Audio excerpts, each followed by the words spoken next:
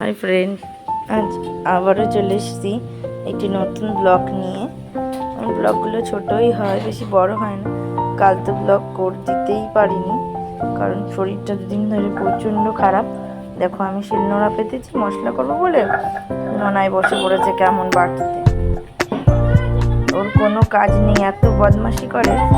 আর এই যে আমার মেয়ে সকালের খাবার খাচ্ছে 12টায়, খিচুড়ি, ডিম সেদ্ধ আর বেগুন ভাজা। আর রান্না প্রায় অর্ধেক হয়েছে। এই যে বেতো শাক ভেজে নিয়েছি। বেতো শাক, ভালো করে শুনতে পেলে তো না, এটা বেতো শাক, উল্টো পাল্টা ভেবো না কিছু। আর এখানে মাছের ঝোলের জন্য আলু কেটে নিয়েছি, পাতলা করে মাছের ঝোল করব। এই যে দুটো বাটা মাছ আর দুটো রুই মাছ আমার দেওর দিয়েছে। মাছের গাড়ি চালাতে গেছিল, ওখান থেকে পেয়েছে, দিয়ে দুটো দিয়েছে। যে ওটাই আজকে পাতলা করে ঝোল করে নেব। আজকে ভেবেছি একটু মাছের ঝোলে আদাটা বেটে দেবো, আর এই যে সানরাইজের মাছের ঝোলের মশলাটা একটু দিয়ে দেবো, দেখি কীরকম লাগে খেতে। আর এই গোলমরিচটা এনে রেখেছি, কারণ প্রচণ্ড কাশি হচ্ছে। গোলমরিচটা একটু চায়ে দিয়ে খেলে খুব ভালো লাগছে। আর এমনিও বাসক পাতাতে একটু রস খাচ্ছি। আর এখানে দেখো পেঁয়াজ কলি আর আলু ভেজে নিয়েছি। কথা এত জড়িয়ে যাচ্ছে যে তোমাদেরকে বলতেও পারছি না আমি কথাটা, এতটাই। পেঁয়াজ কলি আর আলু ভাজা বসিয়ে দিয়েছি, এরপরে একটু মশলা করে মাছের ঝোলটা পাতলা করে নেবো। তারপরে আবার ননাকে স্নান করাবো ভাবছি। আজকে ওয়েদারটা একদমই ভালো না। যে দেখো আমাদের এখানে কতটা কুয়াশা হয়ে রয়েছে, ওয়েদারটা একদমই ভালো না। ভাবছি ননাকে চান করাবো কি না, দেখি গরম জল করে চানটা করিয়েই দেবো। ঘরের কাজ প্রায় কমপ্লিট করে নিয়েছি আস্তে আস্তে। আজ একটু আবার অনেকগুলো সেলাই বাকি আছে, ওগুলোও করতে হবে। তোমাদেরকে তো আমার সেলাই মেশিনটা দেখাইনি, হয়তো কখনো ভিডিও করতে করতে দেখে নিয়েছো। আজ তোমাদের সাথে এটা শেয়ার করে নিই। রান্না করতে করতে চলে এসেছি তোমাদেরকে সেলাই মেশিনটা দেখাতে। যে এটা তো সিঙ্গেল, যারা সেলাই করো তারা বুঝতে পারবে, এটা সিঙ্গেল সেলাই মেশিন। এটাতে আমি টুকটাক অল্টার কাজ করি, তোমাদেরকে মাঝে কখনো বসে দেখাবো যে কীরকম কী কাজ বাজ করি। চলো আবার রান্নার দিকে চলে যাই। আলু ভাজাটা বসানো রয়েছে। আর দেখো ননাই এখনও শিলনোড়াটা ছাড়েনি, এখনও বেটেই যাচ্ছে, আবার জল ঘাটছে। ওরও শরীর খারাপ, আবার জলও ঘেটে যাচ্ছে। এখন আলু ভাজাটা নামিয়ে নিয়েছি, দিয়ে ওই কড়াইয়ে দিয়ে দিয়েছি তেল। মাছটা ভাজার জন্য তেলটা ভালো করে গরম করে নিয়েছি। ভাবছি মাছটা উঠবে তো, আলু ভাজার কড়াইটা ধুলাম না, দেখি একবার মাছটা দিয়ে। আমি সব মাছগুলোই একসঙ্গে দিয়ে দিয়েছি। মাছগুলো ভাজা হোক, আমি মানে আদাটা বেটে নিই। বললাম না তোমাদের আজকে যে আমি আজকে মাছের ঝোলের মশলা দিয়ে মাছের ঝোলটা করবো। দেখি একটু আদা বাটা দিই সামান্য, আর কিছু দেবো না। মাছটা একবার উল্টে দিয়েছি। দেখো, তোমরা হয়তো ভাবছো গ্যাসের পাশে এটা কি নিয়েছি। এটা দিয়ে আমার অভ্যাস সবসময় গ্যাসটা মোছা। জানি না কেন রাঁধতে রাঁধতে আমি বারবার খালি গ্যাসটা মুছে নিই। সবসময় এরকম একটা কিছু ভিজিয়ে পাশে রেখে নিই। মাছ ভাজাটা হোক, দিয়ে আলুটা হালকা একটু ভেজে নেবো, কারণ আলুটা সেদ্ধ করিনি, হালকা ভেজেই রান্না করবো। বাটা মাছ আর রুই মাছ একসাথেই ঝোল করবো। মানে আমি জানি না যে তোমরা এরকম খাও কি না।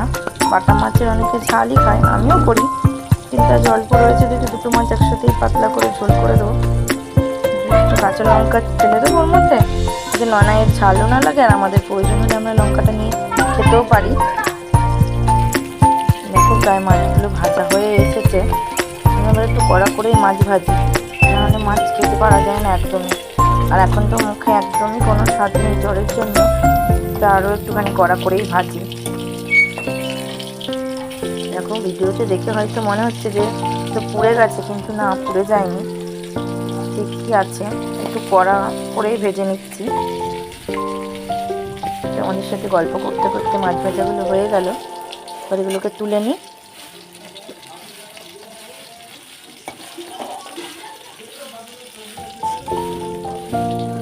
মাছ ভাজাগুলো বাটিতে তুলে নিয়েছি। এবার কড়াইয়ে তেলে একটু কালো জিরে ফোড়ন দিয়ে দিই।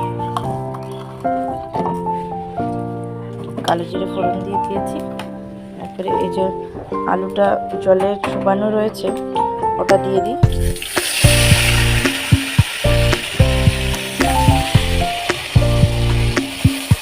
আলুগুলো দিয়ে দিলাম, বেশি দিইনি।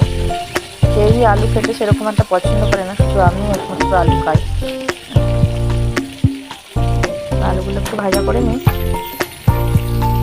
যে আলুগুলো লাল লাল করে ভেজে নিয়েছি, দেখে নিচে বললাম না, আদা বাটা আর হলুদটা একসাথে নিয়েছি, করে দিয়ে দেবো। আদাটা একটু ভাজা হয়ে যাক, মশলা কষানো হয়ে গেছে, এবার জল দিয়ে দেবো। অল্প জল দিয়ে আলুগুলো কষাতে কষাতেই সেদ্ধ হয়ে গেছে।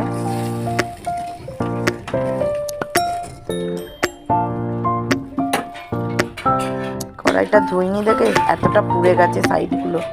আলু ভাজা করে কড়াইটা ধুইনি, তাই সাইডগুলো বেশি পুড়ে গেছে। এটা ফুটে গেলে মাছের ঝোলের মশলাটা দিয়ে দেবো। আমি কোনোদিন আগে রান্না করিনি এরকম মাছের ঝোলের মশলা দিয়ে, আজকে প্রথম ট্রাই করছি। দেখো মাছের ঝোলটা ফুটে উঠেছে। এবার এই যে মাছের ঝোলের মশলাটা যে জল দিয়ে বাটিতে গুলে রেখেছিলাম, আর কাঁচা লঙ্কা দুটো দিতে ভুলে গেছিলাম, এটা এখন এর মধ্যে দিয়ে দিই।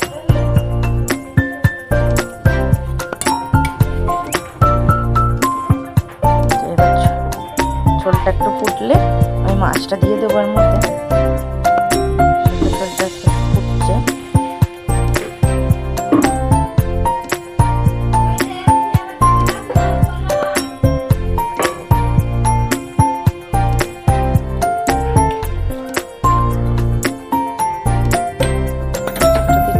তারপরে ধনেপাতা দিয়ে নামিয়ে নেব।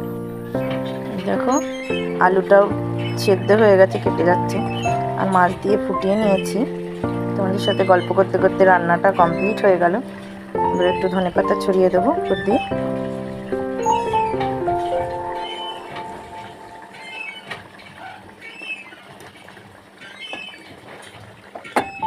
সব করে দিয়েছি, মাছের ঝোলটা নামিয়ে নিই।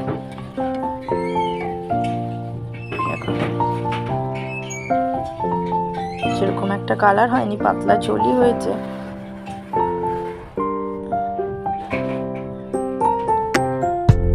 মাছের ঝোলটা নামিয়ে নিই, চলে যাই ননাইকে চান করাতে। দেখো এরকম লাগছে, নামিয়ে নিয়েছি বাটিতে, এরকম লাগছে।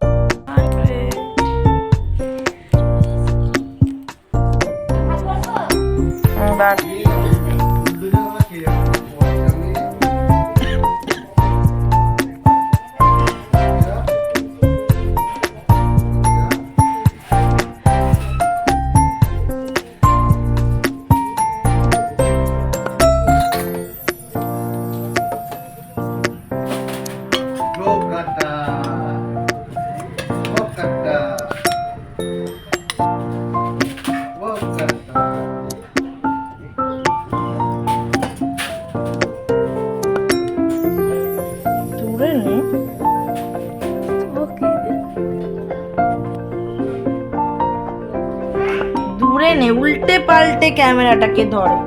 ক্যামেরাও একটা ধরতে জানে না ও এখনো পর্যন্ত।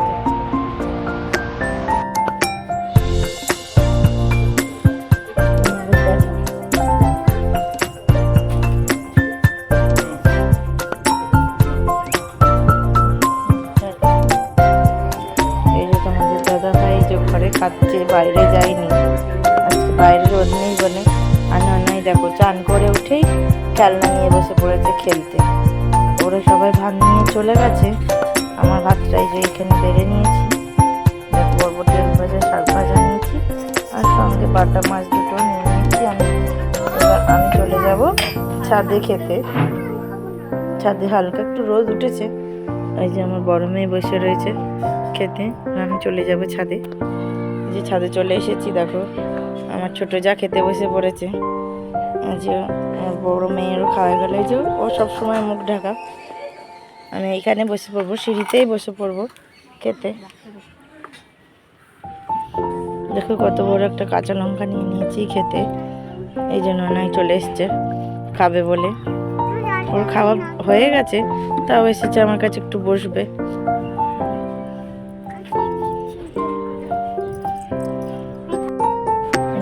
খাওয়া দাওয়া শুরু করি বন্ধুরা।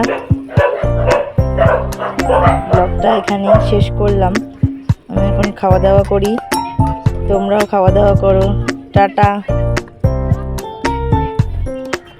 টাটা বন্ধুরা।